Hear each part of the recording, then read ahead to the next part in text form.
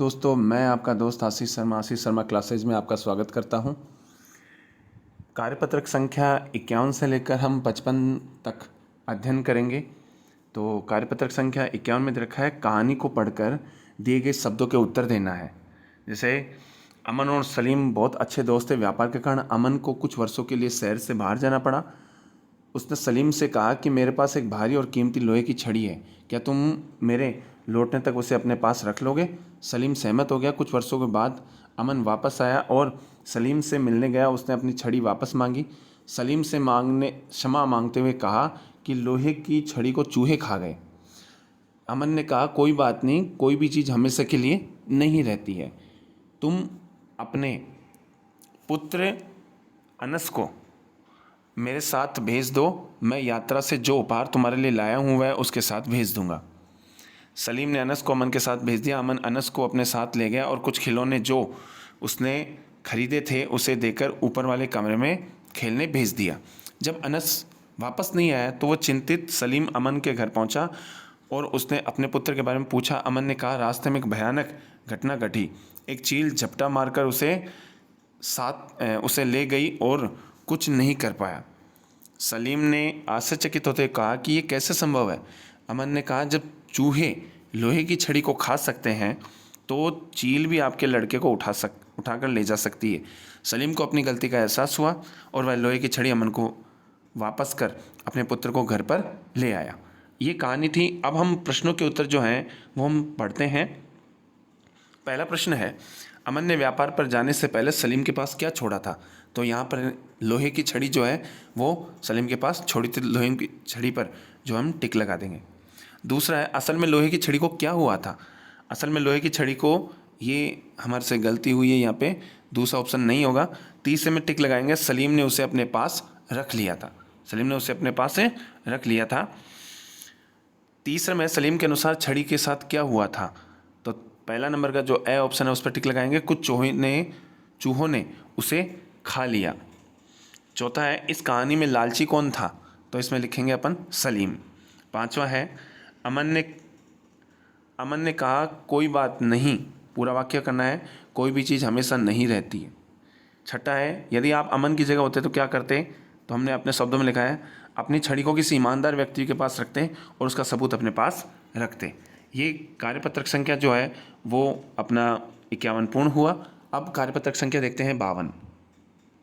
कार्यपत्रक संख्या 52 में देखते हैं, एक जंगल में एक गुफा थी। उसने एक गीदड़ रहता था। उसने पहाड़ी के नीचे एक पेड़ पर रहने वाले गिद्ध से दोस्ती कर ली। दोनों एक ही थाली के चट्टे बट्टे थे। दोनों मिलकर भोजन की तलाश करते थे। कभी कभी जब भोजन नहीं मिलता था तो उसे आटे दाल का भाव मालूम हो जा पड़ता था। एक दिन गीदड़ भोजन की तलाश में गांव की ओर चला गया। गांव वाले उसे मारने को दौड़े तो गीदड़ वहां से 9-2-11 हो गया। गांव वालों ने उसका पीछा किया। गीदड़ ने गिद्ध से मदद मांगी लेकिन वह चिकना घड़ा निकला और वह छूमंतर हो गया। गिरधर का दिल टूट गया। अब ये जो भी दे रखे हैं वो मुहावरे दे रखे हैं। इनका हम देखते हैं। प्रश्न जो है वो दिए हैं। पहला प्रश्न दिया हुआ है, दिए हुए मुहावरे का सही अर्थ पर सही चिन्ह लगाना है। एक ही थाली के चट्टे बट्टे, तो इसमें हमने ऊपर लगा दिया एक जैसी आदत के। 9-2-11 हो जाना, तो यहाँ पर हमने लगा दिया भाग जाना। चिकना घड़ा निकलना, किसी बात का असर न होना। दूसरा प्रश्न देखते हैं, वाक्य में दिए गए मुहावरों का अर्थ लिखिए। आपस में झगड़े में सब कुछ चौपट हो जाता है, सब कुछ बर्बाद हो जाना। दूसरा ख दे रखा है, घर के काम में सबको हाथ बटाना चाहिए, किसी के कार्य में सहायता करना। ग है, मुसीबत में लोग आंखें फेर लेते हैं, अच्छे संबंध समाप्त कर लेना। घ है, चोर ने पुलिस की आंखों में धूल झोंक दी, तो इसमें लिखेंगे हम धोखा देना। अण है, माँ गुस्से में लाल थी, बहुत अधिक क्रोधित होना। अगला है, चेतक घोड़ा हवा से बातें करता था, बहुत तेज दौड़ना। 6 है, मीना ने नाक में दम कर दिया, परेशान करना। अगला तीसरा प्रश्न है, दिए गए मुहावरों का प्रयोग कर वाक्य को पूरा कीजिए। क्या है, कहानी सुनते सुनते गौतम की पलक झपकने लगी, तो यहाँ पर पलक झपकने लगी। इसी प्रकार ख है, सैनिकों ने आतंकियों के छक्के छुड़ा दिए। इसी प्रकार तीसरा प्रश्न है, ग है अपमानजनक शब्द सुनने के वो खालिस्तान हो गया आग बबूला। इस प्रकार हमने जो है वो कार्यपत्रक संख्या 52 पढ़ी। अब देखते हैं कार्यपत्रक संख्या 53। कार्यपत्रक संख्या 53 में देखते हैं कि यहाँ पर वाक्यों में क्रियाकाल को पढ़कर समझना और लिख पाना है। सही विकल्प पर चिन्ह सही का चिन्ह लगाना है। राम खाना रमा खाना बना रही है, तो ये वर्तमान काल की क्रिया है। कुत्ता भौंक रहा था थी थे या ये आते हैं, तो ये भूतकाल की क्रिया होते हैं, तो भूतकाल पे क्लिक कर देंगे। पक्षी आकाश में उड़ रहे हैं, तो ये वर्तमान काल की क्रिया है। चित्रकार चित्र बनाएगा, तो ये भविष्य काल की क्रिया है। बादल गरज रहे थे, तो यहाँ पर भूतकाल की क्रिया है। दूसरा प्रश्न दिया हुआ है, दिए गए वाक्यों में क्रिया को रेखांकित करके उनका काल बनाइए। वह सिनेमा गया होगा, भूतकाल। है अंजू पढ़ रही है, तो इसमें वर्तमान काल। तेज आंधी आई थी, भूतकाल। पिताजी पत्र लिखेंगे, भविष्यत काल। कल तुम आ जाना, भविष्यत काल। हम शाम को बाजार जाएंगे, भविष्यत काल। तीसरा प्रश्न है, क्रिया का उचित रूप लिखकर वाक्यों को पूरा कीजिए। मोहन हॉकी खेल रहा है, तो खेलना वर्तमान क्रिया है। इसी प्रकार भूतकाल में जाना है, तो भूतकाल में लिखनी है सब छात्राएं घर चली गई थीं। है मैं कल दिल्ली जाऊंगा, सुधा ने झूठ बोला था, हम विद्यालय जा रहे हैं। चौथा प्रश्न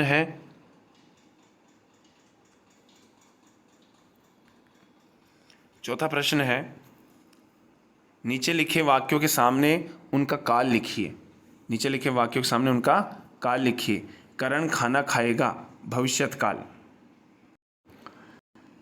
अब है सुमन अनीता से बात कर रही थी, वर्तमान काल। आप किसके साथ खेलने जाएंगे, भविष्य काल। बारिश होने की संभावना है, भविष्यत काल। मुझसे भूल हो गई है, भूतकाल। प्रेमचंद ने कई किताबें लिखीं, भूतकाल। इस प्रकार हमने जो है वो कार्यपत्रक संख्या 53 का अध्ययन किया। अब हम देखते हैं कार्यपत्रक संख्या 54। कार्यपत्रक संख्या 54 में हम देखते हैं कि गद्यांश पद्यांश को समझ करके उसके साथ प्रश्नों के उत्तर दे पाना। आपने बस की यात्रा पाठ पढ़ा है। इस पाठ में आप बस के मालिक हैं। बस के खराब होने पर श्याम सुंदर नाम का एक यात्री है, आपसे शिकायत करने आया है। बस की विशेषताएं बताते हुए, ध्यान रखिएगा, बस की विशेषता बताते हुए आप श्याम सुंदर को जवाब देंगे। अब इसमें 2 वाक्य इसने लिखे हैं। आपकी बस खराब थी, तो हमें बताना चाहिए था। बस का मालिक मतलब मैं, वो कहता है जी खराब कहाँ है, चल तो रही है। ध्यान रखिएगा, यहाँ पर बस की विशेषता प्रकट करनी है। हमने ये लिखा है, श्याम सुंदर कह रहा है बार बार क्यों रुक जाती है, मालिक कभी कभार कुछ समस्या हो जाती है। श्याम सुंदर पहले बताया होता तो हम दूसरी बस पकड़ लेते। मालिक कहता है भाई साहब गाड़ी है, खराब हो जाती है तो क्या करें। श्याम सुंदर इसे बेचकर नई क्यों नहीं लेते, मालिक गाड़ी तो ठीक है परंतु कभी कभी समस्या हो जाती है। श्याम सुंदर आप यात्रियों की जान से खिलवाड़ कर रहे हैं, मालिक ऐसा नहीं है भाई साहब, अभी ठीक हो जाएगी, धैर्य रखें। श्याम सुंदर हमें समय पर पहुंचना है, आगे गाड़ी पकड़नी है। मालिक ड्राइवर को भेजा है, दूसरी गाड़ी आती होगी। ये इस प्रकार हमने कार्यपत्रक संख्या 54 का अध्ययन किया। अब हम पढ़ते हैं कार्यपत्रक संख्या 55। कार्यपत्रक संख्या 55 में देखते हैं एक विभिन्न विद्याओं को विविध शैली में लिख पाना है। नीचे लिखी कविता को कहानी के रूप में लिखना है। ये जो कविता लिख रखी है इसको कहानी के रूप में लिखना है, तो कविता आप पढ़ लीजिएगा। और इसमें एक गधे की कहानी है, तो उसको हमने लिखा है। एक बार एक गधा था, वह बहुत ही शैतान था। जैसे ही रात होती थी वह बाहर निकल कर जाता था। वह चुपके से खेतों में जाकर गेहूँ खा जाता था। गेहूँ खा खाकर उसमें ताकत आ जाने से वह बहुत ही मस्ती से भर जाता था। एक दिन उसे शेर की खाल मिल गई और जिसे उसने अपने शरीर पर पहन लिया। उसने अजब सूरत बना ली। वह खेत में चरने पहुंच गया जहां पहले से ही कुछ गधे चर रहे थे।